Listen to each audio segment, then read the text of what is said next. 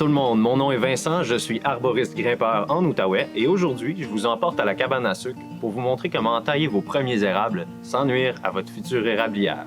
C'est parti!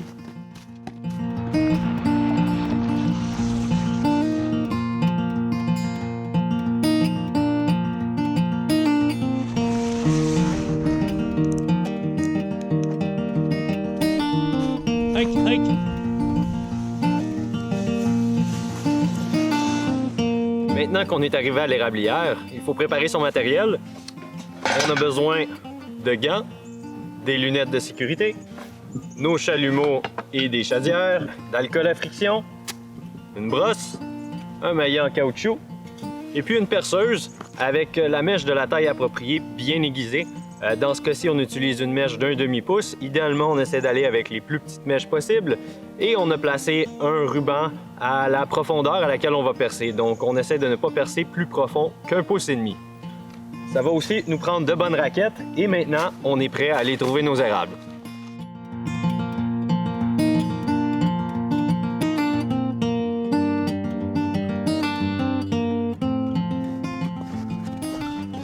Alors, quand on cherche nos érables, il y a plusieurs choses à prendre en considération.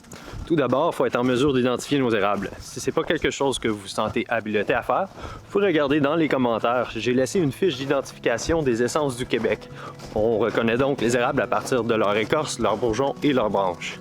Une autre option, c'est de simplement identifier ces érables de par leurs feuilles pendant l'été et de laisser un ruban d'emportage sur le tronc de manière à les retrouver plus facilement au printemps.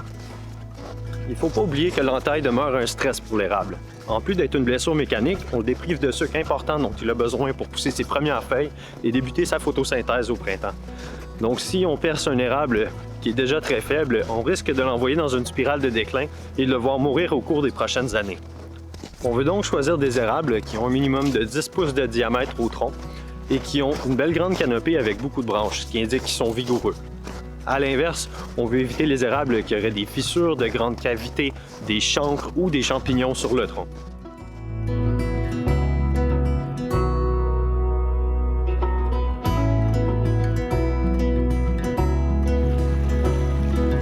Maintenant qu'on a notre érable, la première chose qu'on va faire, c'est d'identifier à quel endroit on va le percer. Pour commencer, on veut se placer du côté sud parce que c'est là qu'il va y avoir le plus d'ensoleillement. On risque d'avoir la meilleure production de cette façon-là.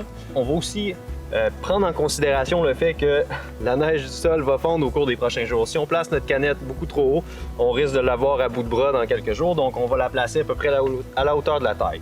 On va aussi chercher pour des signes de blessure, comme par ici on voit qu'il y a un col cicatriciel. On va éviter d'aller percer à ces endroits-là. On va aussi éviter les zones creuses où il pourrait potentiellement avoir une cavité à l'intérieur de l'arbre.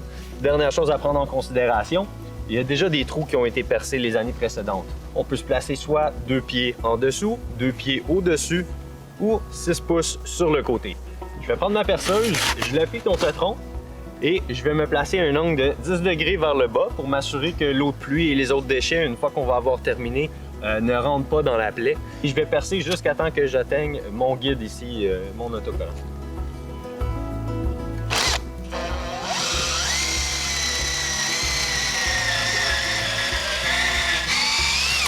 J'expecte mon trou, faire sûr que j'ai pas de cavité à l'intérieur. Je vais aussi souffler, m'assurer de retirer tous les déchets qui pourraient potentiellement être prêts à l'intérieur. Ensuite, je vais prendre mon chalumeau, le placer dans le trou.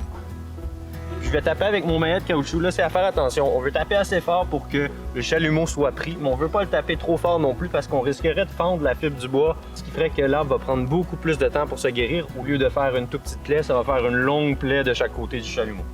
Okay, donc, je vais le planter doucement. Si je suis pas capable de le tourner avec mes doigts, c'est suffisant. On met la canette.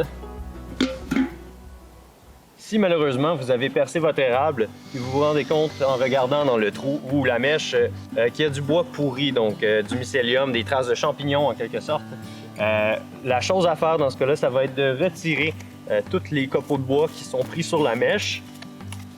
Et ensuite, on va utiliser du désinfectant. Donc, simplement tremper la mèche. On va la laisser sécher pour 1 minute. Ce qu'on veut, c'est éviter de transférer le mycélium qu'on a prélevé sur cet arbre-ci et l'apporter dans nos autres érables, ce qui ferait que toutes les autres érables qu'on percerait par la suite pourraient eux aussi développer une cavité.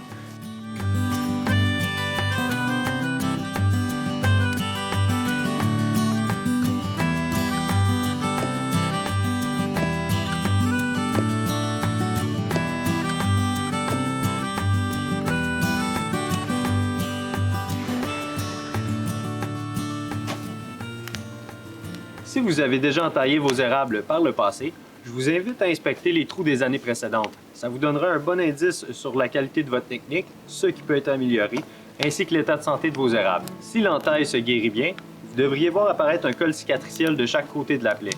Les 2 cols cicatriciels devraient venir se rejoindre en moins de 3 ans pour fermer complètement le trou. Si ce n'est pas le cas, c'est qu'il y a un problème sous-jacent qu'on devrait investiguer. S'il y a un long col cicatriciel au-dessus et en dessous de la plaie, ça indique que le chalumeau a été frappé trop fort alors que l'arbre est encore trop froid. S'il y a un mycélium blanc, brun ou jaune qui couvre l'intérieur du trou, ça indique que l'arbre a été percé avec une mèche qui était contaminée ou que l'angle de perçage n'était pas suffisamment prononcé. Si la plaie ne se guérit pas en moins de 3 ans et qu'il n'y a aucun autre symptôme apparent, c'est probablement que l'arbre subit d'autres stress et qu'il n'est pas suffisamment vigoureux pour soigner ses plaies. Ce sont tous des situations qui peuvent causer de la pourriture et des dommages permanents dans votre érablière. C'est pour ça qu'il est important de prendre connaissance du problème et d'ajuster sa technique pour les années futures. Il peut être tentant d'appliquer des produits naturels ou vendus en quincaillerie pour boucher, protéger ou soigner la plaie. Il y a plusieurs recherches universitaires qui ont été effectuées sur des milliers de produits dans ce genre et les résultats sont très consistants. Dans la grande majorité des cas, ces produits nuisent à la bonne guérison de l'arbre et, dans quelques rares exceptions, le produit n'a simplement aucun effet bénéfique. C'est donc l'arbre lui-même qui est le mieux équipé pour soigner ses plaies. Il faut donc laisser la nature prendre son cours.